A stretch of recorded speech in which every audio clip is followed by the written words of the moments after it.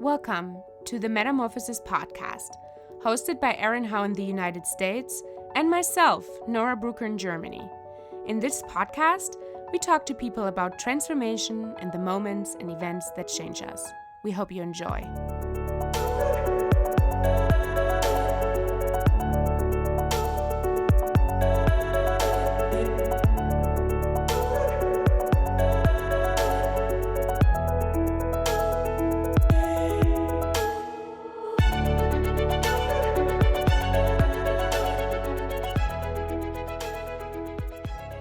Today, I'm talking to Tim Koterwski and Patty Nelson. A quick disclaimer. This episode contains descriptions of death. Please be advised. Tim is a transit supervisor from La Crosse, Wisconsin. When Tim met his wife Cheryl in their early 20s, she was already suffering from diabetes type 1. Over the course of their time together, Cheryl developed more health issues, which eventually resulted in the failure of her kidneys. In 2015, Cheryl died and left Tim and their two children, Chanel and Ian, devastated. Today, Tim talks about losing his wife, how he managed to turn his life around to not have his children lose another parent, and how important community was on his journey of healing. As part of an online running community, Tim not only managed to put his health in the forefront of his mind, but also find new love and hope in the name of Patty Nelson. This is their story of overcoming sadness and pain and finding true love in the most unexpected ways. I consider myself very lucky because I know both Tim and Patty personally, as they're not only part of one of the communities that I have built, but I was also able to witness their love story from the front seat. I am beyond excited to be able to tell their story on this podcast, and I hope that you find the same joy in listening to it. When she was put on dialysis for about the first 6 months, she was doing good. She could drive herself there and back and get to the appointments. And then the surgery started. When you do dialysis, you're supposed to have something that's called a fistula. That's where they put a vein and an artery together somewhere in your body, most likely your arm or something, so that when they put the needles in, the flow of the blood goes faster. So it took over 6 months to just get that first surgery. She had a port up here in her upper right chest that they used until they could do this fistula. So from that first fistula surgery until the week before she died, she had 7 surgeries to try to get a fistula that works. Her veins were very thin. Other complications during that time is that she had 2 heart attacks. Our normal routine was I would just get up in the morning, set my alarm, and make sure she was awake. She'd do her routine and get ready, and she had her favorite recliner that she would sit in, and then her ride would come for dialysis, and off she would go. The Friday morning of her, when she passed, it was different. So I'd got her up, and she was in her chair, and I was actually just sitting on her bed. I was playing Words with Friends. We're looking at Facebook, one of the two, and she made this noise, and I didn't know what it was. And then I went out there, and it's like she snapped out of it, came to, and I was worried. So I called the nurses at dialysis and said, hey, this is what's going on. What do you think we should do? And she said, well, maybe you need to take her in. And so as I was talking to the paramedics, I called 911, and so they got there rather quickly. I've had to do it times before, but we're just talking about this certain incident. And she made that noise again, and I'm like, there, that's it. And it's a noise she made. And the EMTs or paramedics are working on here, and I'm off to the side, and the one, I don't know if he was a lead paramedic or he asked me what her wishes were. I'm like, well, she wants to go to Gunderson. He's like, no, what are her wishes? And I said, she wants to live.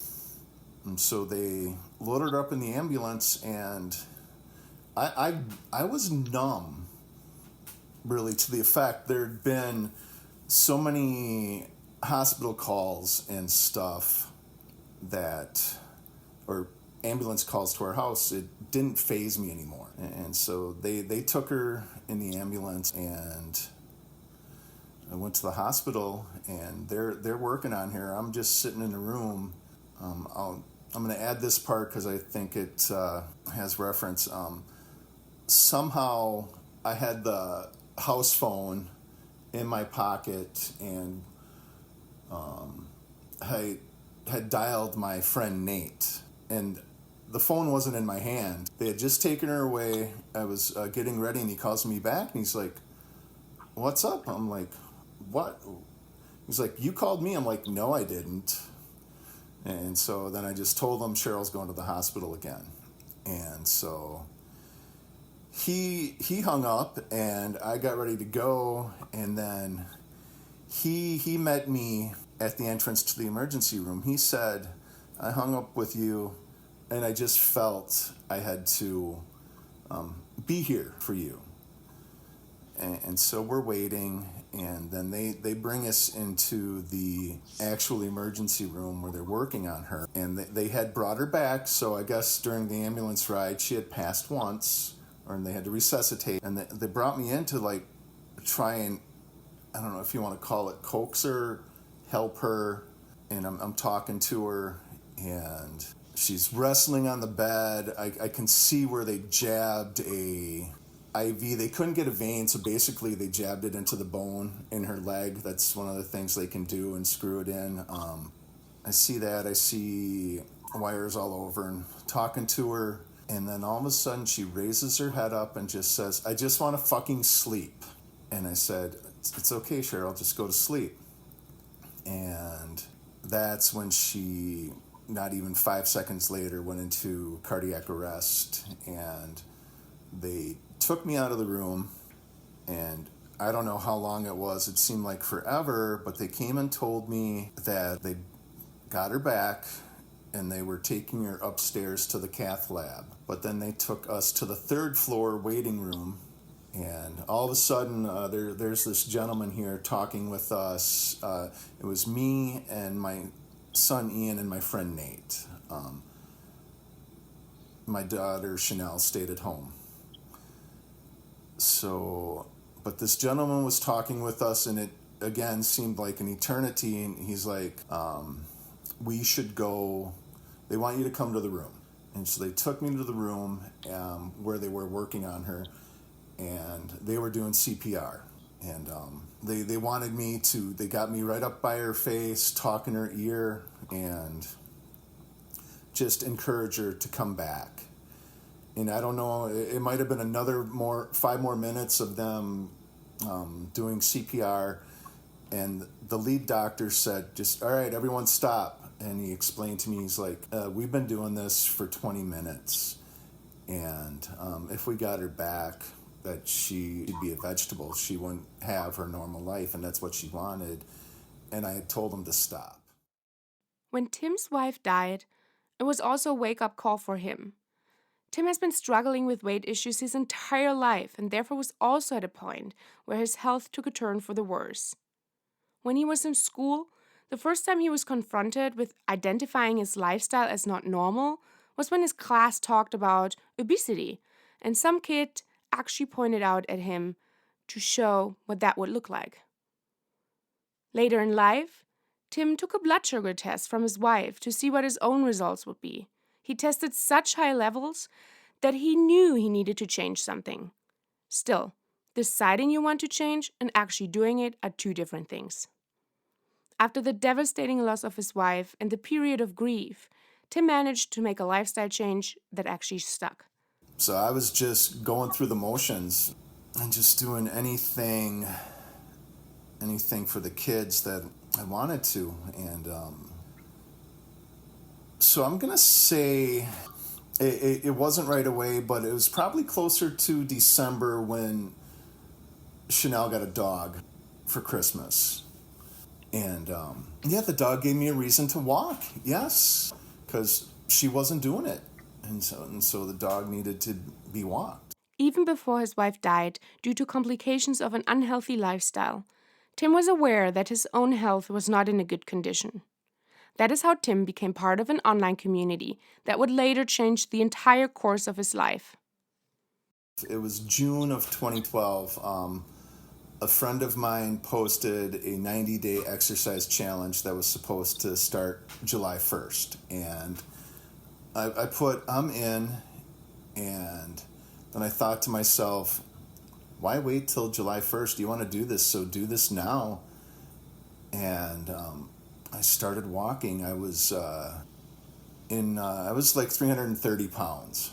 I got down to 277 during that time. I had did multiple 90-dayers trying to keep my friends involved. So I was doing well, but I hit a plateau. And Char Wegner, I worked with her, and she knew about the group, and she's like, hey, you should check out From Fat to Finish Line. And it just might be what's needed for you. And so I went in there, and I joined, and it was good. As Tim said, life happened, and right when Tim was doing better with his own physical health, his mental health took a turn. Being the main caregiver to his wife, whose health was rapidly declining, took a toll on him. I feel like I turned into an asshole. It was being a caregiver to my wife was a full-time job. You also were working 2 jobs. Right. And then I didn't make my kids do anything, so then it was also my job to take care of the house. And so I felt I was angry, and I would snap, and I would yell. And as I put it, I said life happened, and in 2016, not even a year after Cheryl had passed, I had started following the group again. And so trying to find my groove, and I haven't left since. I'm back. Meanwhile, another person happened to find the community and was looking for support on her own health journey. Patty Nelson lives in Green Bay, Wisconsin, and is a proud mom of her 2 daughters, Kelsey and Melissa, and a grandma to the wonderful Lincoln. Patty had her own struggles with weight and being healthy, and went through some rough times of her own before she met Tim. I started my health journey back in March of 2012. Literally just decided one day, enough is enough. I need to lose weight. And then that same day, I went to my endocrinologist appointment, and the guy ahead of me, I live in Wisconsin. It was storming. It was a huge blizzard, and he had shorts and a t-shirt on, and he was dripping wet because his sugars were so high. Never wore a jacket. His legs were horrible sores. And I got in the room when the nurse brought me in, and I said, he's diabetic, isn't he? And she's like, who are you talking about? And I said, the guy you brought in the room before me. And she's like, yes. And she said, I can't talk about him. I said, I understand, but don't let me get like that. I can't do that. And she said, then you need to start exercising, and you need to start getting healthier. And I said, well, today's the day. I already decided. And the first walk in that cold blizzard was a half a block, and I didn't know if I can come back that half a block. That's how unhealthy I was. Kind of feeling that same way right now, but I kept going. I made it the full block, and then I went 2 blocks, and it just kept adding up to where I was doing 3 to 6 miles every single day. And that was just my fun part, my clearing my head, breathing. I wasn't working at the time. And then my husband of 25 years said, I don't love you anymore. Well, that fueled it more. It wasn't the reason I was losing weight, but it did help fuel it more. Emptied our bank accounts to have to himself. So not working, no money. It became a struggle. So I joined right away, right? I don't even know if it was like a month or 2 in. I don't know. And the excitement that I was feeling with everybody else that was doing the same, because nobody around me was exercising. I started with a trainer in 2013. I was weightlifting and doing all these body exercises. push-ups and pull-ups, and I felt invincible. I lost 101 pounds by that time, by at the end of June. And then I injured myself January 20th and had surgery in February for a ruptured anterior tibial tendon, which did not work. From Fat to Finish Line is a community for overweight runners that mainly lives on Facebook. I myself became the first European member of this group in 2014 when it was still very small. Just a year later, I took over the management of the community, and by now we have people from over 100 countries in it. Tim, as well as Patty, found the right kind of support in the group with other like-minded people. But that was not all they found. Well, when I first joined from Fat to Finish Line, I noticed Patty. I thought she was in the Milwaukee area, and she was just so outgoing, posting, being her own Energizer Bunny. I thought, oh, she's cool. And then before I took my leave, she had posted about like a Milwaukee meetup, and so that's why I thought she was from Milwaukee. I knew who she was.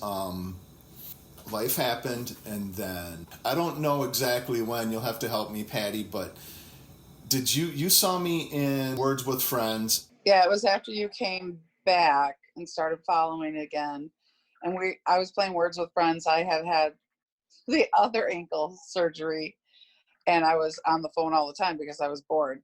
And it pops up and it'll say, this friend might be interested in playing because they play words. I'm like, oh, I need some new people. So I'm like, okay.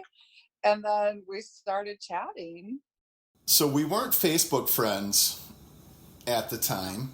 So it just was you. She just randomly picked me.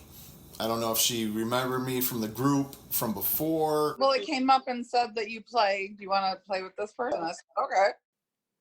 And with that okay, life as Patty and Tim knew it changed. I started flirting between the safety of my phone. It was typing. And so here I am in La Crosse and she's in Green Bay, and I was flirting for sure. And it so happens that my work was actually taking me to Green Bay. And me and my co-supervisor were there for a training, and I was supposed to meet Patty for dinner, and I was scared, very scared. I used my co-worker as an excuse to why I couldn't go. Why were you scared? Were you scared because you already noticed that Patty might be different and that she might come to mean a lot to you? Yeah, and I didn't know if I was ready. I really wasn't the dating type for high school. Even though Tim was scared and did not know what would happen, the date did eventually happen. Maybe as a safety net, maybe because he did not want to meet the first person that touched his heart after his wife's death alone. But Tim actually brought his daughter. Unconventionally, for sure. Still, the way Tim describes seeing Patty for the first time does not really leave any room to argue about his feelings. I still remember seeing her the first time. She had cut off shorty shorts, blonde hair that was long, and I think a tank top because she's very tan. Patty, can you describe first meeting Tim and also the beginning of your blossoming relationship? Like I said, I had surgery on my right ankle, and I was laid up and home and bored and playing this game where it's basically like Scrabble on your phone or your computer, what have you. And I needed more people because people were working and they weren't home, and so it gives you suggestions of who else plays. So I'm like, okay, maybe he'll play with me. So I put it on there, and I don't know, we just started talking, and I told him I was sorry about his wife, and we just started, like regular, how many kids you have, this kind of stuff. And then it became Tim flirting with me, and I was like, okay, I'm not used to this. I had been divorced for, I think, 5 years at that point, and I don't know, I had been dating on and off a little bit, but nothing serious. And I thought, well, he's in lacrosse, nothing's gonna happen. I mean, well, then he started saying, he was all excited, saying he was coming to town.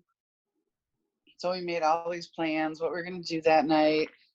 And I did not think he was lying. Usually I can tell when somebody's lying because I really dislike it, but I couldn't tell. He's like, I'm not coming. John needs me for this, whatever. I'm like, all right, whatever. Disappointed, but whatever.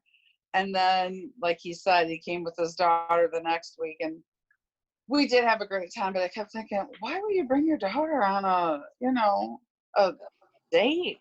I just didn't get it.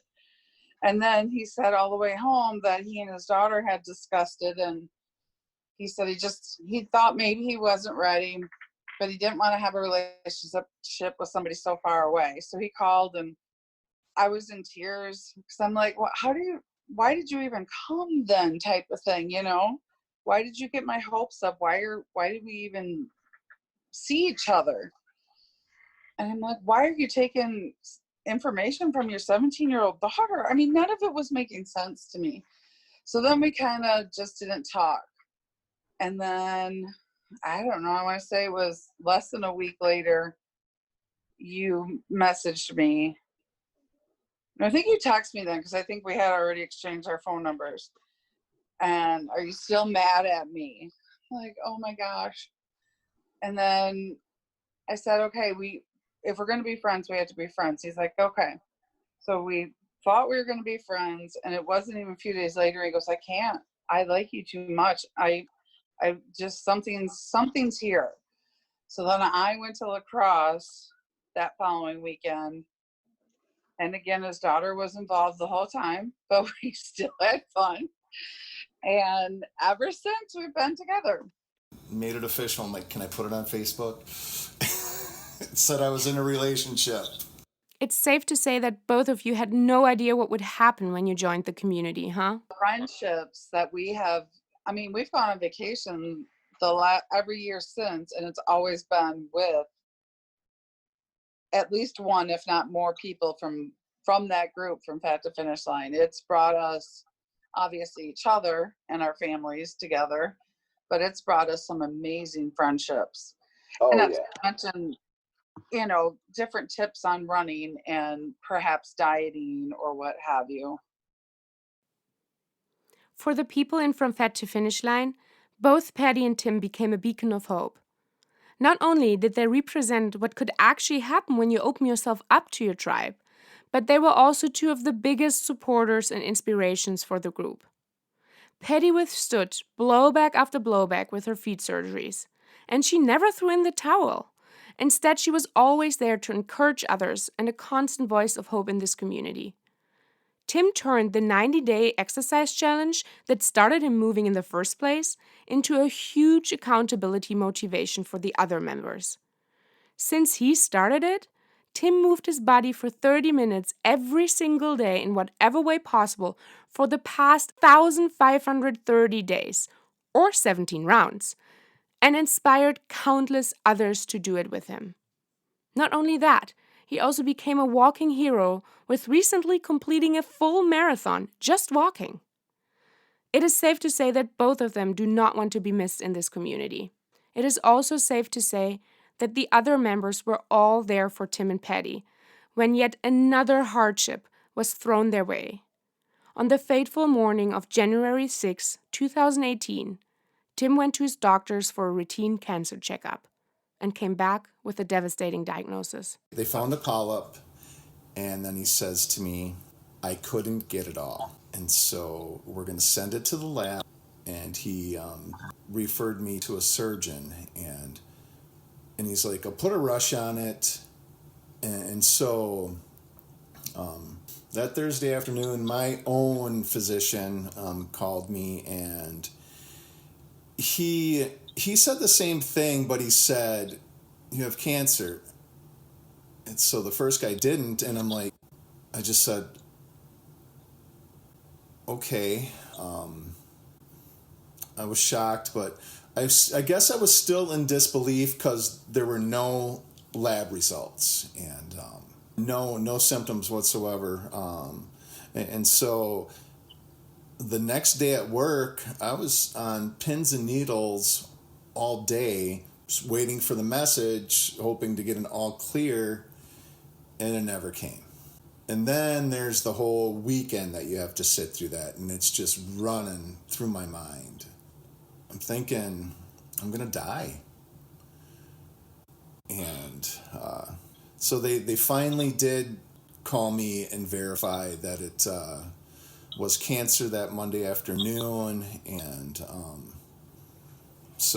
and they was referred to a surgeon, and I met him. And so he told me that I had colon cancer. And he's like, so there's some stuff we have to do, some tests and some other stuff we have to do. And so they did blood work, they measure a level in the blood to see where your cancer's at, or because there's something they can track. And then they scheduled an ultrasound and did the ultrasound, and then that's when they found the kidney cancer.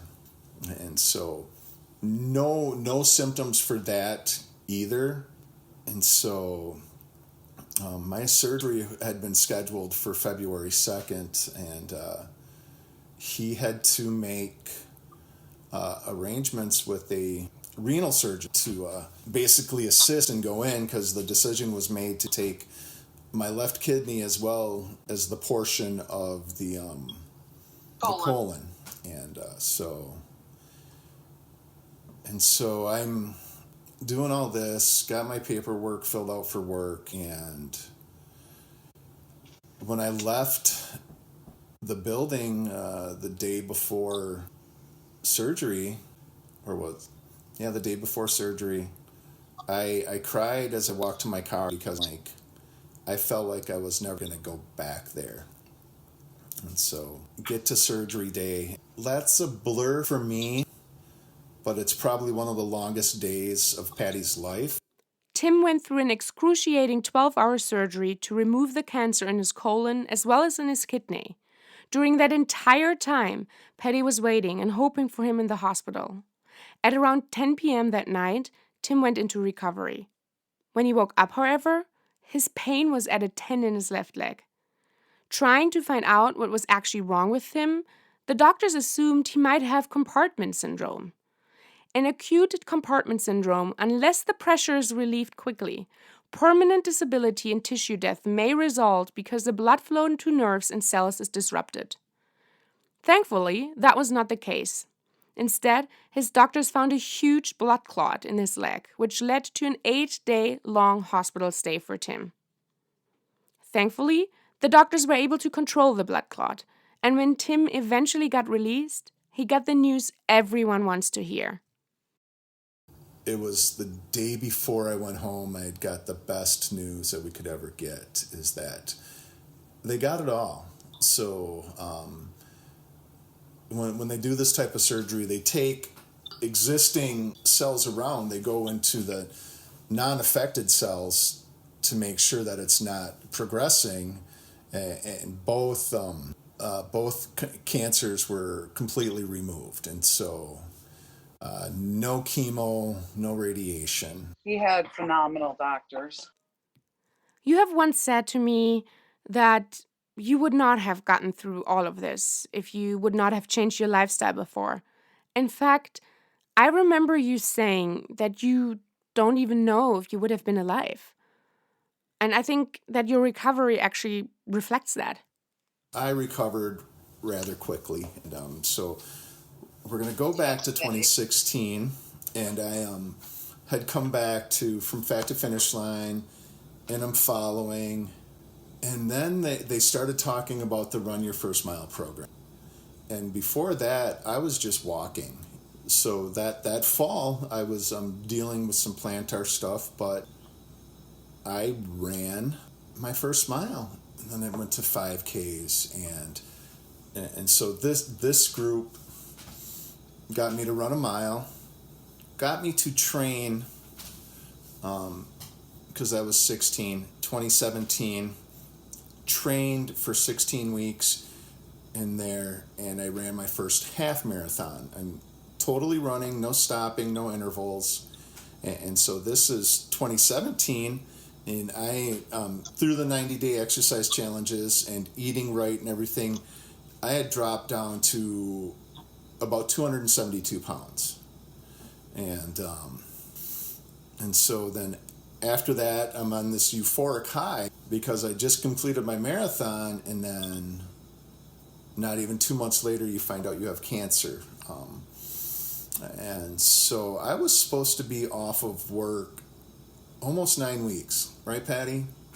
Yeah. And I said this in my posts, and I still attribute to it today, is that if it wasn't for this group, the support, the love, the training I did, the running I did, getting healthier, I was back to work in 5 weeks. I think after 2.5 weeks, I got the go ahead from my doctor to start walking again. And but first week at home, it was hard just walking out to the end of the driveway and back. Granted, it was February, it was icy, and Patty was we were FaceTiming and talked to me. I mean, she was there, so my quick recovery, I thank this group for.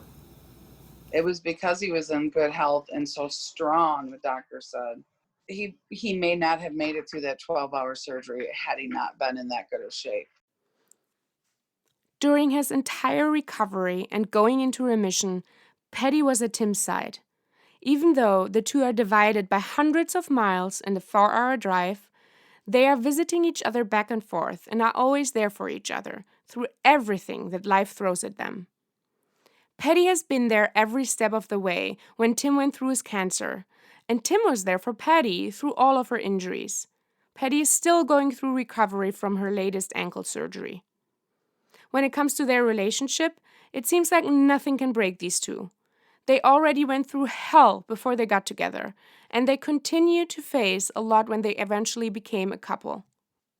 Everyone who knows Tim and Patty only wishes them the best, happiest, healthiest, and brightest future, because they truly are two of the best people in this world.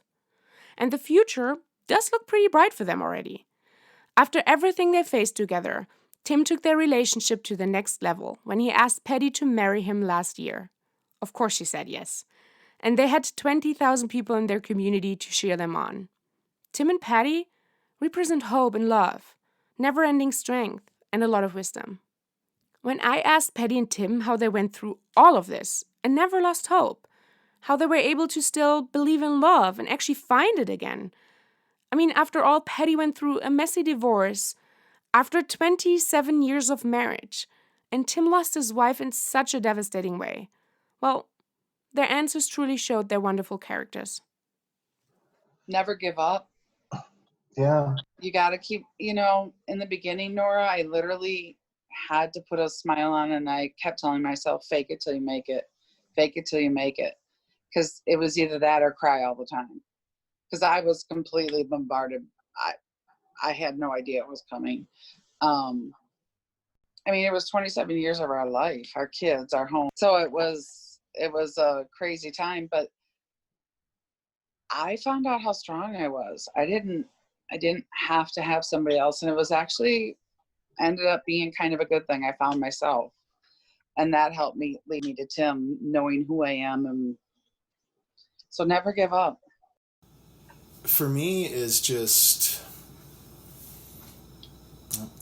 you just know. So yes, I was scared when we first started talking. Yes, I was hiding behind my phone. But when we actually started dating and doing things together, you just know. We had talked marriage before, and just the same thing. And so I don't know if I'm straying, but just know. And so in a community like this, in a group like this, it is possible to make a connection. A love connection for Patty and I, sure, but just in FFTFL, find someone you can connect with and talk to. You will grow and then transform your own way. I think that's the perfect ending to this beautiful story of yours. Thank you so much, Patty and Tim, for telling us your beautiful love story and also sharing with us all of the bad things that happened to you and devastated you. And I feel very, very lucky that I'm your friend, but also that you allowed me to tell your story and share it with the world. So, thank you so, so much. This was my conversation with Tim and Patty, two people who are not just very, very dear friends of mine, but also people that I think the world needs to hear about. And so I happily shared their story. Did I promise you too much? I don't think so. The Metamorphosis Podcast is produced by Aaron Howe in the United States and me, Nora Brucker, in Germany. Thank you to all of our supporters, and of course a huge thank you to our guests who are telling us their stories from around the globe about change and life-changing moments.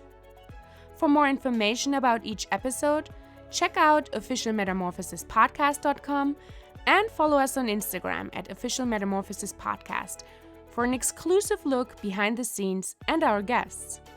We're happy for you to leave your thoughts on each episode, and we are very much looking forward to hearing from you. This is the Metamorphosis Podcast with Aaron and Nora.